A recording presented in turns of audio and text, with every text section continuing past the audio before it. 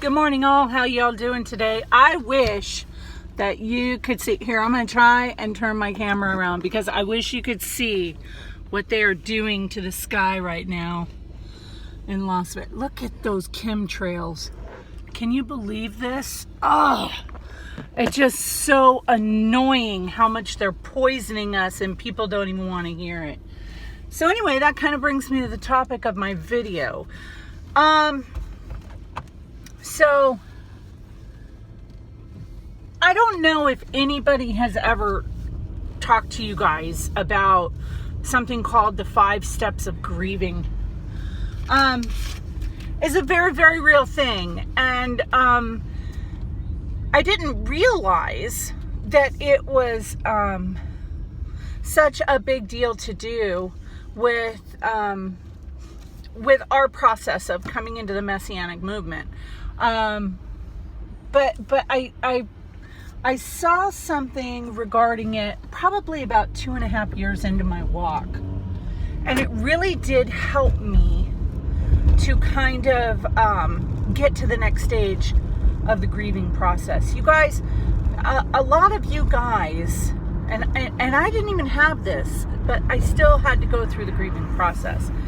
But a lot of you guys grew up in churches. A lot of you guys had a very strong Christian background. And when you came into this truth, it like destroyed your world. It caused a massive amount of response on your part.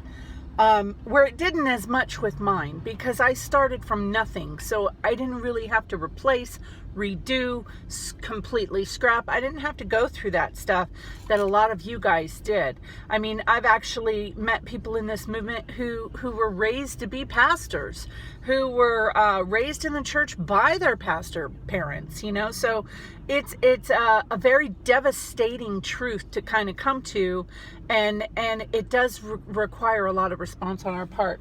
The reason I'm making this video is because yesterday I noticed a friend of mine, and she posted something about how she's constantly being attacked. Every time she puts up a post, she's constantly being attacked by somebody. She put up a cartoon post. You know who you are. I'm speaking about you. She put up a cartoon post where the hand was like this. And immediately her Messianic friends jumped all over her because that's the sign of 666, apparently. Okay, so this is part of that grieving process. If we do not properly understand that we need to move through this grieving process, we can very easily get stuck on one of the steps of the process. So anyway, I just wanted to direct you to my Facebook wall where I have posted a video that goes into detail each step of the grieving process. When you are at a point where you are actually annoyed because every time you open your mouth, somebody says something negative about what you've said or what you've posted, that is great news, because that means that you are moving to the next step of the grieving process, and you are noticing that somebody else may be stuck in a step. We have a lot of people in this Messianic movement who are stuck in the anger phase of their grieving process. You can see it in everything that they say, in every little negative comment they make.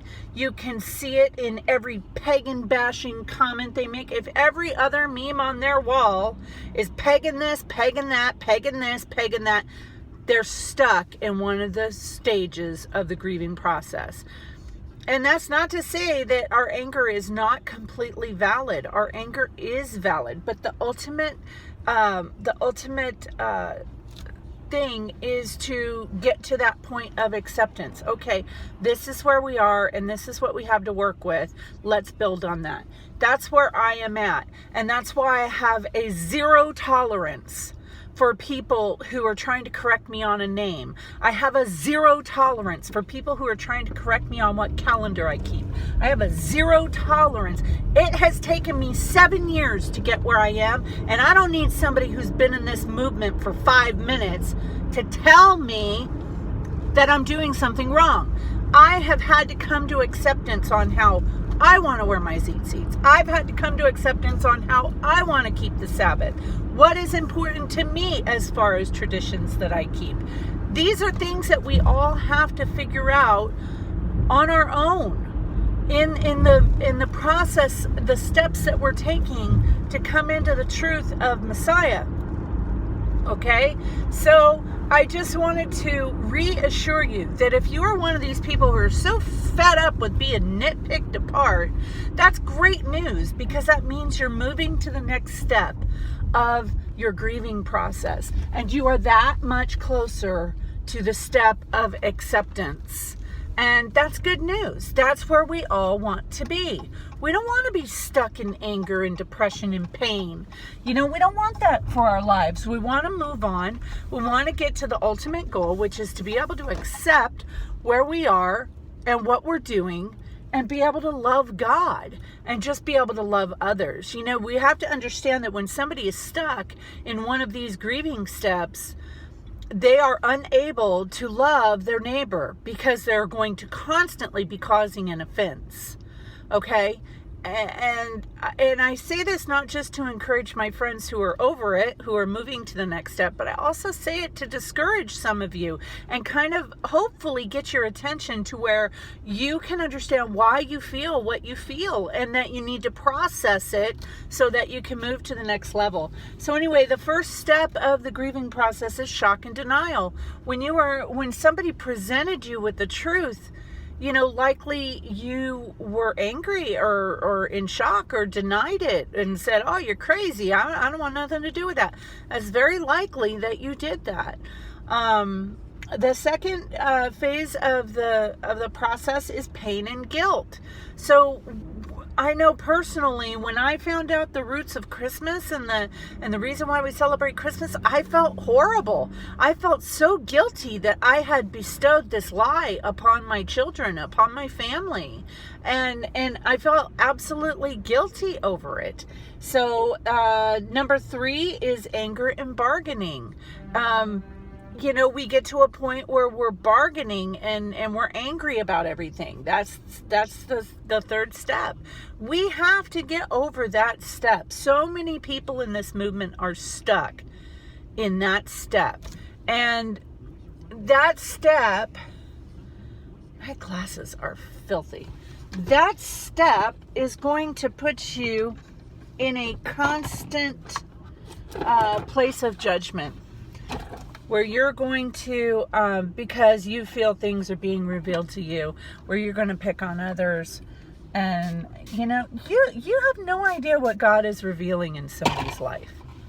I feel great that Yahweh has revealed his name as Yahuwah to you. That's awesome. But don't tell me his name's not Yahweh, because the reality is, it's neither. It's Yod-Heh-Vav-Heh. If you want to get right down to the brass tacks, we should all be just calling him Yod-Heh-Vav-Heh, because that's his name. There was no vowels in it. There are no vowels in it.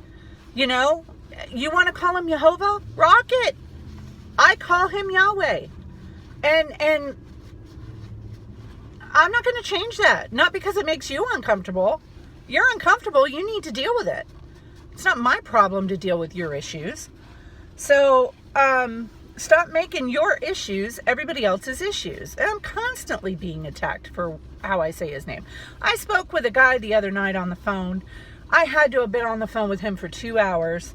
He is somebody here in Las Vegas, him and his wife and another couple.